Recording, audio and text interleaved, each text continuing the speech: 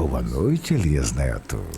Olá, boa noite, tudo bem com você? Um prazer estar aqui neste feriado importante que é o Dia da Consciência Negra. Um grande abraço para todos aqueles que nos acompanham em todo o estado de Mato Grosso, por meio das nossas emissoras. Você que nos acompanha pelo YouTube, é sempre um prazer. Interessante, né? Você está lá do outro lado do mundo e acompanha aqui a TV Cidade Verde. E também para aqueles que nos acompanham pelo Facebook da Cidade Verde. Vamos às notícias de hoje. CEMOB realiza leilão online de veículos apreendidos há mais de 60 dias em Cuiabá.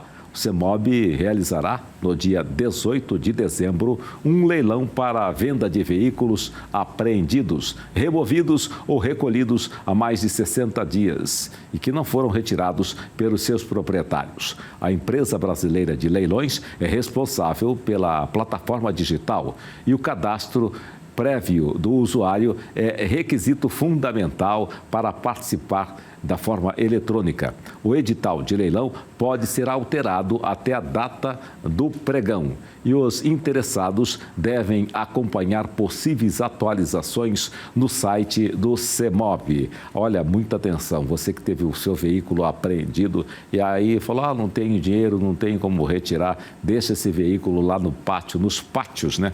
Que são muitos veículos apreendidos. Você chega em determinados lugares ali, você vê um mar de veículos, muitos veículos que chegam novos e já estão ali numa situação depauperável. Agora você vê que está sendo uma coisa bem mais rápida, 60 dias. Então você teve o veículo apreendido, dá um jeito, vai lá, paga as multas e retira esse veículo para você não perder um bem, que aliás, comprar um carro não é fácil, né? O Detran alerta também para golpes por mensagens em SMS. Detrans em todo o Brasil tem chamado a atenção para tentativas de golpe envolvendo mensagens de texto.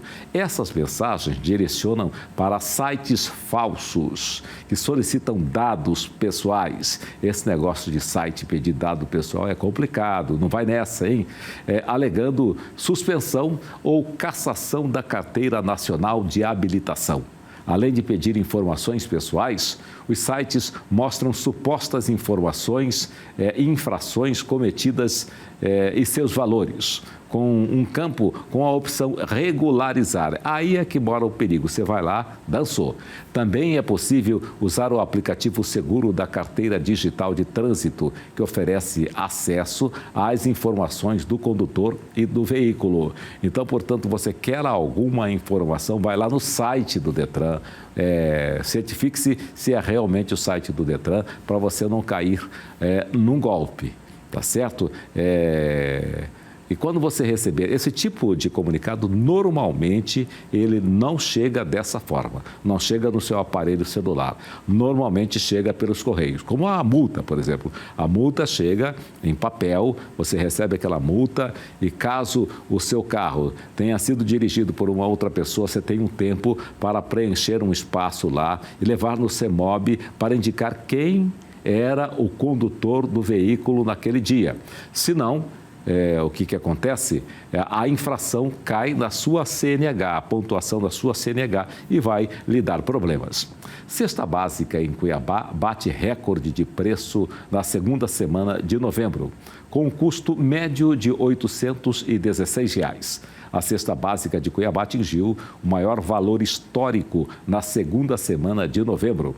O levantamento divulgado pelo Instituto de Pesquisa e Análise da FEComércio, Mato Grosso, revelou um aumento nominal de quase R$ 18 em relação à semana anterior, o que representa uma alta de 2%. Esse é o 7º aumento semanal consecutivo, em comparação com o mesmo período de 2023. A cesta básica está 10% mais cara, né? O que eu acho que é até uma contradição, né?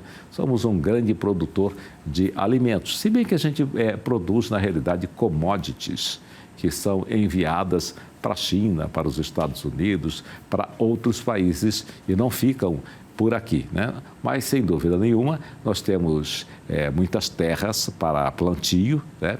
E será que essa situação não poderia melhorar um pouco para Mato Grosso com incentivo da agricultura, do pequeno agricultor, da agricultura familiar, para facilitar e derrubar o preço em nosso estado, que já é um estado muito importante para o Brasil e muito importante para nós todos mato-grossenses, sejam os nascidos aqui, sejam aqueles de alma e coração. Mas é isso aí. Nós vamos para um intervalo e daqui a pouco a gente retorna com Boa Noite, Elias Neto, aqui pela TV Cidade Verde. Até daqui a pouco. E nós estamos de volta com Boa Noite, Elias Neto, aqui pela TV Cidade Verde. Um grande abraço para você que nos acompanha em todo o estado de Mato Grosso, no YouTube e também no Facebook da TV Cidade Verde. Hoje, no feriado da Consciência Negra, dia de Zumbi dos Palmares, nós temos um programa especial para esse dia. Já coloca aí a foto do nosso entrevistado, que é o professor doutor Carlos Alberto Caetano, militante do IFEP-MT, foi presidente do Comitê de Políticas Afirmativas da UFMT, presidente do CEMT, presidente do CEPIR-MT, professor de Sociologia da Rede Estadual de Ensino, SEDUC-MT, professor doutor em Educação pela UFMT e especialista em Políticas Públicas da Diversidade. E é por isso que a gente diz boa noite, professor Carlos Caetano. Você também foi presidente do Movimento Consciência Negra. Isso, eu cheguei ao Grupo de União em Consciência Negra, o GRUCON. O GRUCON é uma das entidades mais antigas aqui de Mato Grosso, fundada pelo Geraldo Henrique Costa. Sim. E o GRUCON, ele fez agora 31 de outubro, né, ele fez 41 anos. Sim. Né, e nós consideramos a entidade mãe de todas as outras entidades. Sim. Que lutam, né, na luta antirracial no estado de Mato Grosso. Ah, muito bem. Mas eu tenho aqui, você é presidente, é participante, eu tenho várias outras siglas aqui que eu queria até entender. IFEP. IFEP é nossa entidade de pesquisa, né, um Instituto de Estudos e Pesquisas Socioeconômico-Cultural de Mato Grosso. Nós inauguramos há 15 anos atrás, com o intuito de ajudar no levantamento das terras de remanescentes de quilombo, né? Trazer os indicadores à tona para que a gente pudesse avançar na luta pela regularização das terras de quilombo. Na ocasião, contamos aí com o apoio do ex-vereador Rinaldo II, que é meu parceiro junto dessa entidade, e nós tivemos fazendo os primeiros levantamentos que ensejaram na certificação de 89 áreas de quilombo hoje reconhecidas, tanto na região de Poconé, como na região de Vila Bela e outras regiões onde a gente entrou com a pesquisa naquela ocasião. Certo. E o CEPIR? O CEPIR, ele é o Conselho Estadual de Promoção da Igualdade Racial.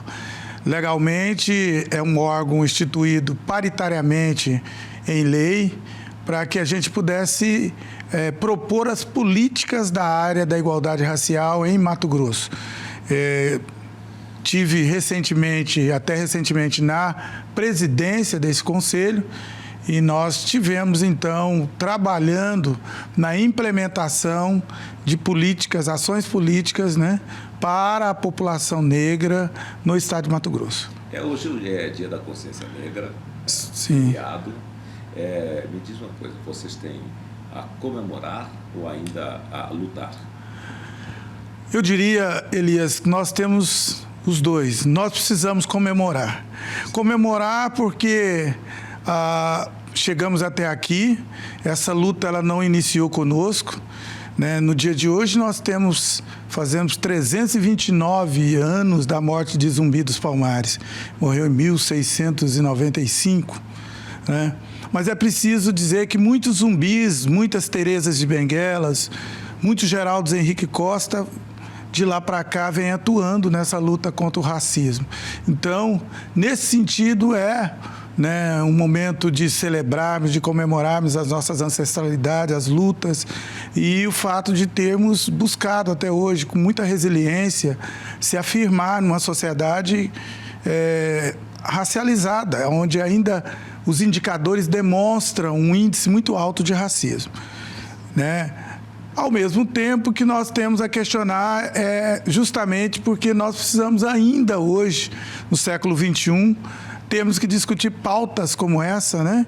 No 20 de novembro, um dia de reflexão, nós estamos não só discutindo, mas nós estamos vendo o que vem acontecendo, né? Perseguições. Você ainda não tem a população negra representada em todos os espaços de trabalho. E eu digo isso com alguns indicadores, né, já indicados aí, já aparecendo nas políticas, onde ainda a empregabilidade ela faz com que a mulher negra seja a última, né, pessoa a ser empregada e muitas vezes ganhando até 3 vezes menos do que uma não negra no mesmo cargo, né? Há muita dificuldade de você encontrar um homem negro nas reitorias, né, nos cursos de medicina, advogando nesse país, como juízes. Né, raramente você vai encontrar ainda, né, embora nós sejamos aí 56% da população autodeclarada nesse país, nós não estamos em todos os espaços de representação desse país, né? E quando a gente diz que não está, não é no sentido de que a gente tinha que estar 100% a população negra nesses espaços, mas mesmo em pequenas porcentagens você ainda não encontra. Então a gente vive ainda uma condição de uma sociedade racializada em que nós somos invisibilizados e muitas vezes aqueles que conseguem romper essas barreiras são aqueles que lutam muito e a duras penas conseguem chegar a algum espaço de reconhecimento, né? Você falou aí que as mulheres negras elas têm muito mais dificuldade de ser a última da fila, né? Você conhece a história da Bernardina Rich? Bernardina Richer. Primeira professora negra Sim. de Cuiabá. Cuiabá. Exatamente. É uma história muito interessante. Ela também passou por essa dificuldade. Eu fiz até uma reportagem, entrevistei uma pesquisadora que fez doutorado sobre ela. Ela fez escola normal e aí ela passou, empatou, né, concorrência com uma professora branca. E aí vieram as diferenças, porque a professora branca tinha que apresentar atestado médico e tinha que atestado de conduta. Para a branca, o atestado de conduta foi dado pelo padre. E para a professora negra, o atestado de conduta foi dado pelo delegado. Aí, né? E aí ela teve, inclusive, que entrar na justiça para conseguir a sua colocação, né? Quer dizer, histórias que se repetem até hoje. Sim, eu vivi algumas, Elias, que marcou a minha referência de luta, né? Primeiro, a minha entrada na universidade. Eu entrei na Universidade Federal através de um curso de filosofia, eu fiz licenciatura, e eu fui indagado por que um negro gostaria de fazer filosofia, porque filosofia era do interior da Europa. E eu fui até a licenciatura, e no momento que eu defendia que a filosofia tinha nascido no Egito, que era a África, e não era a Europa, que muito tinha se transformado, eu criei um problema muito grande para mim, que foi preciso de eu abandonar o curso, né? Eu não voltei para terminar por conta disso. E por quê? Porque a gente vai pesquisando, ele vai mostrando. Quando a gente chegou a conhecer, porque a gente buscava muito conhecer as coisas, também crescia-se os conflitos em relação, né, à representação que a gente estava querendo levar para dentro da universidade. Você me perguntou da sigla, né? Eu fui presidente do Conselho Estadual de Educação. E muito difícil, porque ali foi Atílio Orives, Padre Pombo, né? grandes figuras. Eu fui o primeiro negro a presidir esse conselho no estado de Mato Grosso, depois de 56 anos. 56 anos, eu fui, 2015 a 2017, presidente desse conselho. E eu me lembro bem que eu via lá os quadros, aqueles que eram menos, né, não tinha nenhum negro. E aí a primeira coisa que eu tive que fazer quando eu entrei no primeiro dia, eu tive que colocar, né, lá na galeria dos presidentes o meu quadro. E isso criou um problema muito grande para mim. Por que você vai colocar o seu quadro na galeria? Por que isso só coloca no final? Eu disse, olha, eu tenho quase certeza que vocês não vão colocar o meu quadro do jeito que eu sou aí, se eu sair antes. Então, a gente vai sendo branqueado, né? Embranquiçado, e aí ao final você coloca você na foto, você não é mais um negro, né? Porque assim existe ainda um posicionamento muito resistente contra as nossas situações. E eu brincava dentro do conselho com isso, e dizia, não, enquanto eu estiver aqui, se eu algum momento falhar na minha conduta, vocês têm direito de ir lá e tirar não só o quadro, mas eu também me afastaria do meu cargo, né? Porque é uma questão ética para mim. Agora, é importante que outros negros vejam, né, a foto de um negro aqui, porque nós estamos lutando por um reconhecimento que é muito difícil para nós, nos é muito caro, né? Porque quando a Lei 10.639 foi para as escolas, era em 2003, faz 21 anos. Nós ainda estamos lutando para poder explicar para os alunos dentro de sala de aula, né, que uma pessoa é mais negra e outra é mais clara por conta da quantidade de melanina na pele, né? E que isso é um contexto climático de transformação, né?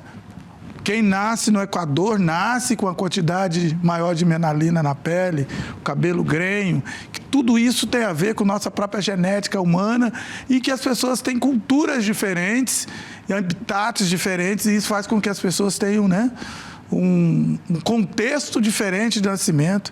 Hoje, né, que nós temos aí já provado que a ciência diz, olha, a humanidade nasceu na África, 4,5 bilhões de anos atrás, né, a Eva mitocondrial hoje nos prova isso. Nós ainda estamos lutando contra um posicionamento racista, às vezes até, de certa forma,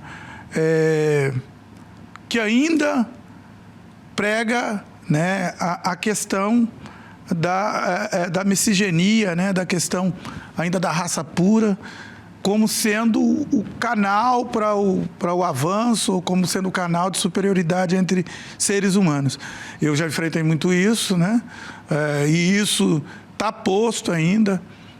Duvidam da capacidade. Nós, negros, temos que estar provando o tempo inteiro que somos, né, o que somos, e nós precisamos ser melhores do que os outros para ser reconhecido de que somos. E hoje, como é que está o movimento negro em Mato Grosso?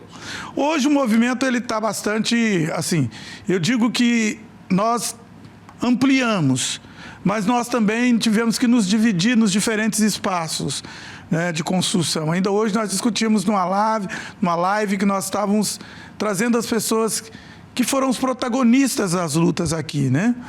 E relembrando a trajetória que nós fizemos ao longo dos últimos 40 anos, para chegarmos ao que chegamos hoje. Nós temos hoje cotas, né, para alunos quilombolas na Universidade Federal de Mato Grosso. Nós temos hoje 20% de cotas no concurso público estadual, né? Nós temos o feriado, né? Se em algum momento a gente levamos 23 anos para dizer agora nós podemos descansar. Porque o primeiro feriado foi lançado aqui, Rinaldo Ribeiro de Almeida, quando fez o projeto de lei, né? 3991 em 2000, o projeto nasceu no ano 2000. Foi preciso 24 anos, agora reconhecido como um projeto, um feriado nacional, nós podemos dizer, bom, agora a luta foi vencida. Foi a partir do projeto do Rinaldo que virou um feriado nacional? Exatamente. Depois nós tivemos uma luta pelo projeto estadual, Rio de Janeiro criou também, Bahia, e nós fomos crescendo, né? Mas foi um projeto de lei que já havia sido tentado em outros estados e não tinha passado. Aqui a gente conseguiu passar pela primeira vez, no município naquela época. Sim. Né? E vereador Rinaldo, vereador Aurélio Augusto, foram ambos os apresentadores desse projeto de lei municipal. Logo nós levamos para a Câmara, né, estadual, os deputados estaduais que aprovaram o projeto 7879 em 2002.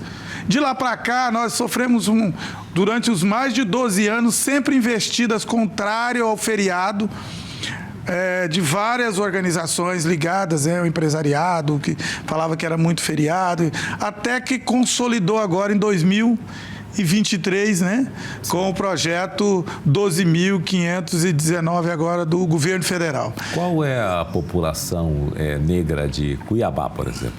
De Cuiabá, nós chegamos a ter uma população de 52% população negra. Sim. Aí, se você me perguntar assim, aonde eles estão? A grande maioria deles estão ainda nas regiões mais periféricas. Sim. Né? Nós tivemos, tirando Araés, né? Nós temos ali um pouco de gente no Araés, no bairro Quilombo, né? Você vai ver que essa população toda ela está aí misturada. Eu diria que o Florestan Fernandes foi muito feliz quando ele disse que o Brasil miscigenado, porque o que amenizou um pouco mais essa situação e essa distribuição toda foi o fato também de que da autodeclaração declarar os pretos e pardos. Sim. Né? Uhum. Num conjunto da autodeclaração pelo IBGE, nós somos uma população até maior, né? Mas nós ainda sabemos que o racismo, esse racismo, né, criminoso, que afeta diretamente, ele tem muito a ver ainda com o racismo de marca, com a cor de pele. Certo. Esse é o que nos atinge com maior força. A gente ainda está nos pontos de ônibus, nossos jovens são abordados, principalmente se eles forem negros. Há diferença de tratamento, né? E há uma constante luta para que nós sejamos reconhecidos, tanto territorialmente, né, como também no nível profissional. Quando eu falo territorialmente é porque, assim, as culturas hoje que a nossa juventude negra ela tem um direito, né, e ela tem acesso àquelas culturas que são produzida por eles mesmos, né, nas periferias, o hip hop, né, o dancing, o grafite, a capoeira, e aí você começa a produzir, inclusive, né, política para lugares onde o Estado não chega. Sim. Né, porque você precisa, né, levar para essa galera toda que precisa chegar à escola, né? Valores. Você citou aí jovens no ponto de ônibus e tal. A abordagem policial ocorre mais contra a pessoa de pele escura? Até hoje nós temos isso, né? Nós temos, infelizmente, há uma certa visão ainda distorcida da segurança de que, né, o perfil, né, de quem é suspeito passa pela cor da pele negra. Isso é muito ruim, mas é isso que a gente enfrenta até hoje, né? A própria ONU chama isso de filtragem, né? A ONU vem denunciando isso porque, no olhar das próprias Nações Unidas, ela diz, olha, há uma filtragem, né, na forma de abordagem, que as populações negras elas acabam quase sempre sendo vistas como suspeitos, né? E a maneira de se abordar esses jovens aí se torna às vezes muito violenta. Existe uma corrente que tenta destruir esse trabalho do movimento negro? Olha, nós temos hoje, né, nos últimos momentos, né, com a radicalização, inclusive, do próprio cenário político eleitoral no país, nesses últimos 10 anos, há, sim, uma certa radicalização em relação ao racismo. A gente tem enfrentado muitas questões, né, inclusive com um modelo de beleza negra. Quando eu falo das mulheres negras, eu estou falando de professoras que não podem estar dentro de espaços de escola com penteado afro, né? Nós tivemos, quando eu estava na presidência do conselho, eu encaminhei mais de 12 casos ao Ministério Público, entre eles, casos de professores que estavam trabalhando onde não podia usar trancinha dentro da escola. Foi perseguida por usar trança, né? Trança azul, que é uma característica do penteado afro. Né? Não, mas a escola é uma escola militar, então não pode. Ai, que louco. Entendeu? O traje. Então, assim, você ainda tem um perfil de racismo que se caracteriza muito pela questão física do homem negro. Nós não vamos arrancar. Como é que nós vamos rapar a nossa pele? Não dá. Não, quer dizer, se o ser humano não entender que abaixo das nossas peles nós somos todos iguais e que culturalmente, né, a influência de todo o habitat influencia sobre a nossa cultura, sobre o modo de ser, inclusive, né, as transformações que a gente tem para se adaptar enquanto seres humanos, né? Isso fica muito difícil. Eu falo isso muito com os meus alunos, Elias. Eu chego lá e pergunto para eles: vocês querem ver como é que a coisa acontece? Cheguem, olhem as populações próximas do Equador e vai subindo para o norte. Você vai chegar, você vai ver que as cores vão se alterando até você chegar no albino. O albino é a ausência total de melanina na pele. E é muito fácil você explicar as diferenças e mostrar que isso tem a ver com a adaptação climática, com a cultura, mas sociologicamente, para essa sociedade que disputa o poder, ele prefere pegar isso como uma condição de inferioridade para tirar proveitos em cima disso, inclusive proveitos econômicos e de status social. Vamos então para o intervalo. Daqui a pouco a gente volta com Boa Noite, Elias Neto, falando sobre esse Dia da Consciência Negra. Até daqui a pouquinho. E nós estamos de volta aqui na TV Cidade Verde com o programa Boa Noite, Elias Neto. Hoje, Dia da Consciência Negra, dia de Zumbi dos Palmares. Estamos conversando com o professor doutor Carlos Caetano, que tem uma luta muito longa em cima desse tema aí, né? O que quer dizer? Qual a diferença entre negro e pardo? Nós tivemos, assim, durante o período, né, principalmente final do período colonial no Brasil, a década de 1930, 3 grandes literaturas, né, escritores que escreveram buscando a identidade do povo brasileiro. Um deles foi Chico Buarque de Holanda, com Raízes do Brasil, Gilberto Freire, que inclusive dizia que o racismo era um racismo cordial, e Caio Prado Júnior, né? E aí cada um trazia uma corrente, né, de defesa da origem da identidade brasileira, tá? E nós já tivemos a consolidação desse debate quando entrou em cena Florestan Fernandes, saudoso professor Florestan Fernandes, que dizia, que tomou como ponto de partida, né, a ideia de que o Brasil era um Brasil miscigenado, mas tomou isso para poder construir um referencial aonde a nossa identidade era a própria diferença, colocada a partir dos povos originários, povos africanos que foram trazidos, escravizados aqui no Brasil, né? E o europeu, né? E aí ele reconstrói, primeiro ele, depois Guerreiro Ramos, também é histórico nesse país, a contribuição deles, contrapondo aquela política, aquela tentativa de política de branqueamento que estava nos textos de Gilberto Freire, do Nina Rodrigues, que queria objetivamente que o Brasil fosse um Brasil branco, né? Naquela época, eles tentaram, inclusive, impulsionando uma política de imigração europeia que substituiu naquele momento histórico da luta pela libertação dos escravos, quando os escravos estavam sendo, de alguma maneira, oficialmente, né, foram forçados a libertá-los. Eles não aceitaram essa mão de obra escrava. Eles entraram com uma mão de obra migrante, europeia, né, e apostavam numa política de branqueamento do Brasil. Só que naquela época, eles tinham trazido para cá mais de 8 milhões de negros que vieram no tráfico negreiro. Era quase que impossível qualquer tipo de apuração da raça. Estava em cima de uma ideia, né, de fazer uma apuração. Acreditava-se que a raça ariana era a raça pura. Portanto, com o tempo, o Brasil ia se tornar novamente um país negro, um país branco, né, e não negro. Sim. Só que isso não aconteceu, né? O Nina Rodrigues naufragou com o seu projeto, né? Aí foi surgindo o mulato, o mameluco, o cafuso, e cada vez mais o nosso país foi tornando um país de misturas, né? E mais miscigenado.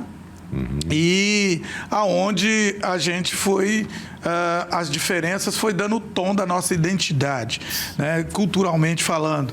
E ao mesmo tempo, o IBGE veio assumir essa política agora recentemente, porque a gente percebeu, olha, nós não é os negros, negro é considerado como uma categoria sociológica, como era considerado como uma categoria racial, né? E nós vimos que não tem isso, né? Nós só temos uma raça que é a raça humana, a espécie humana, e nós temos diferentes culturas com as diferentes jeitos, formas, né? Transformações dadas pelo habitat natural de cada grupo. Sim.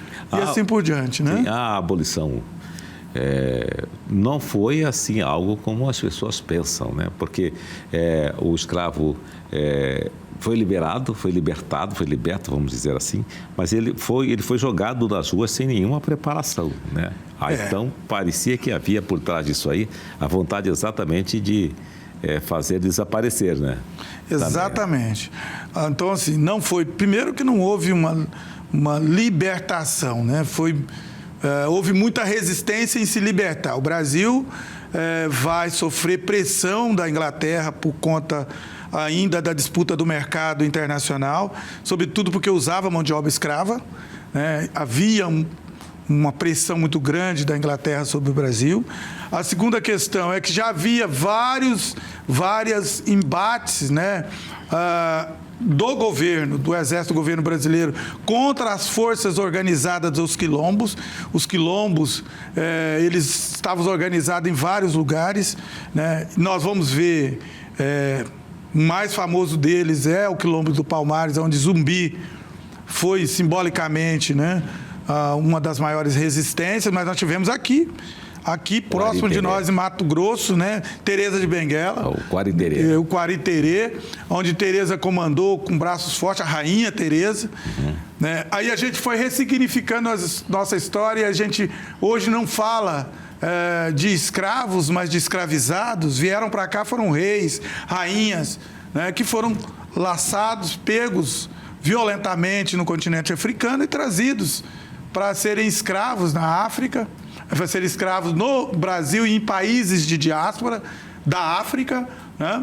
E, então, assim, a libertação, quando a gente fala de libertação hoje, nós estamos falando de algo que ainda nós buscamos no dia a dia, né? Num país que depois, uma das coisas que pesou, inclusive sobre a proclamação da República, né? Porque a proclamação da República acontece, né, em 1889 e em 1888, com a libertação, o efeito da libertação e também, né, o efeito contrário, né, daqueles que eram os donos do Brasil, entre aspas, contra Dom Pedro II, que se encontrava doentado, foi proclamar a República, né? Sim. Então, se a gente ressignificar, buscar a história verdadeira, a gente vai ver que isso aí foi construído em cima de um golpe, porque os escravos foram libertos. Sim. Como é que ficou o trabalho de vocês depois que o órgão gestor federal foi extinto? Olha, nós havíamos dado passos muito importantes, Elias, no sentido de construir políticas de reconhecimento, de pertencimento para a população negra brasileira. Nós estávamos falando de um ministério, né, uma Secretaria Nacional com status de ministério, e que ela estava mexendo com todos os outros ministérios, levou para dentro do Ministério da Saúde, né, o programa de saúde da população negra. E nós temos uma série de doenças específicas, né, da população negra que precisa de tratamento. As questões reprodutivas da mulher negra são mais conflitantes. Nós temos os maiores indicadores de mortes prematuras com as mulheres negras, com bebês, crianças negras. Isso parou a CECADI, que era o órgão máximo de discussão dentro do Ministério da Educação naquele momento, e nós só conseguimos retomar agora, com a volta de um governo popular, né, com o governo do Lula. O Ministério voltou a discutir, retomamos aí a discussão política no nível brasileiro, né, mas isso ainda não reverberou a todos os estados. Principalmente o nosso, que é um dos estados mais resistentes e conservadores ainda em relação às políticas para a diversidade. Nosso estado tem um perfil de um estado, né, que produz dentro da visão, né, do agronegócio, um dos maiores produtores desse país, né, mas, ao mesmo tempo, nós temos 129 áreas de quilombo. Nós não temos nenhuma área reconhecida até hoje e regulamentada, definitivamente com o título de posse territorial para os quilombos. Né? Nós reconhecemos e certificamos, mas ainda não há uma posse definitiva das terras. Só aqueles que estão dentro de territórios não conflitantes, mas também não estão tituladas. Né? E isso é uma questão muito séria para nós, porque a Constituição Federal é de 88. Sim. E a população praticamente não conhece a história desses territórios, né? Praticamente o que se conhece, o que as pessoas ouvem falar é mata-cavalo. Exatamente. E não sabe, por exemplo, só na região de Poconé nós temos 29 áreas de quilombo. Né? São áreas antigas, com pessoas que estão ali há muito tempo. Né? Recentemente, quando morreu o Antônio Mulato, morreu com 115 anos, virou o patrono da lavagem da escadaria, né, aqui, sim, Nossa Senhora do Rosário. Uma das lutas maiores foi em Mata-Cavalo, foi simbólica a luta de Mata-Cavalo. Mas mesmo Mata-Cavalo ainda hoje não foi regulamentado. Ah, não? Ainda não.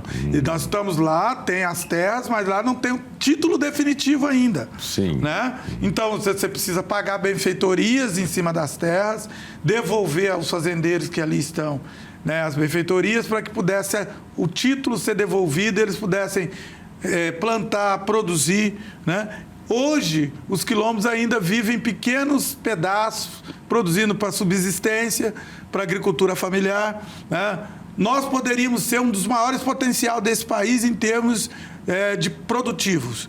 Nós temos mais de 4.347 áreas mapeadas no país, né, enquanto quilombos. Isso seria maior do que a nossa reforma agrária. Só que nós ainda não temos um legislativo, um parlamento, um Senado forte, capaz de investir, né, para que essas populações possam produzir como produzem as outras populações nesse país. A maioria das vezes, a consequência disso é uma população, parte de uma população negra, muito empobrecida, mesmo tendo territórios, podendo produzir, não tem insumos, não tem espaço, não pode avançar. As religiões de matrizes africanas ainda sofrem muita pressão, elas ainda não podem se expressar com a mesma liberdade das outras religiões, embora sejamos um país laico. Né? Essa laicidade do Estado, ela não garante a possibilidade de que um aluno ou uma aluna que segue as religiões de matriz africana possam se expressar num espaço educacional, com a mesma liberdade das outras religiões. Tudo isso são lutas que a gente, o tempo inteiro, luta no cotidiano da gente. Sim. E como é que está a situação do jovem negro? Ele continua... Bom, você já disse aí que realmente continua numa situação bastante... É difícil, porque nós tínhamos... O último dado que nós tivemos contato foi em 2022, com a pesquisa do próprio Senado Federal. Nós tínhamos a morte de 4 jovens por dia. A cada 23 minutos, um jovem negro... No Brasil? No Brasil é morto por arma branca ou arma de fogo. Sim. né?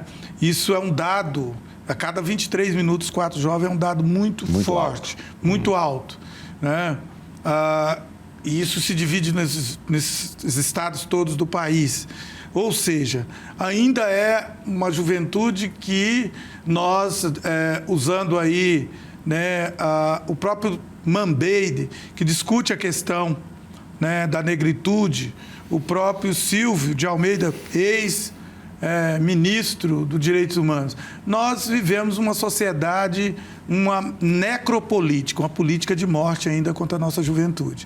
Porque essa juventude não pode se expressar, ela está guetizada até hoje e ela tem que superar dentro de um espaço educacional em que muitas vezes ela tem muita dificuldade para ela poder se ascender dentro desses espaços.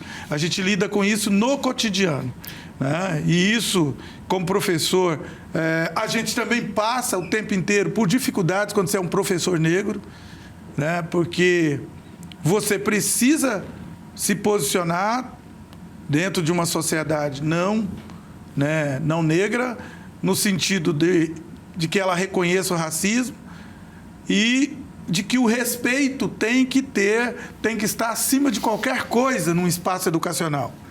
Acima de qualquer cor, de qualquer religião, para que você possa, né, dar ao outro o reconhecimento necessário. Olha, nós já estamos encerrando. Parabéns pela luta, pelo trabalho que eu conheço há muitos e muitos anos, né? Sim. Sucesso. Muito obrigado. Eu que agradeço a oportunidade, Zé, e parabenizo, né, pelo programa, agradeço, gratidão aí pelo convite que me foi, né, passado, e é com muita alegria que a gente participa aqui com você. Muito obrigado. Muito obrigado.